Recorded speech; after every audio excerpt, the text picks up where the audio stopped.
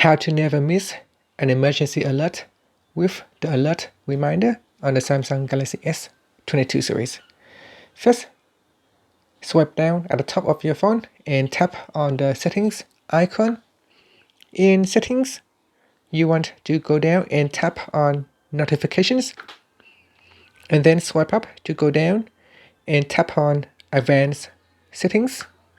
In here, swipe up to go down and tap on wireless emergency alerts. Next, you want to go down, and in here you can tap on allow alerts to turn on emergency alerts. And there are some different type of alerts that you can get. Emergency threats. This is the extreme threat to life and property. And then you got severe threats to life and property.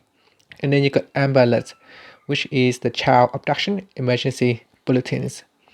Now, if you go down to the if you go down to the alert preferences, you can tap on alert reminder.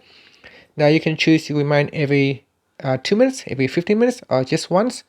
Now, if you kind of don't hear very well, you want to perhaps maybe choose every 2 minutes or every 15 minutes, so that every 15 minutes your phone will continue to remind you of the emergency alerts, and in that way you will never miss the emergency alert that has been raised on your mobile device.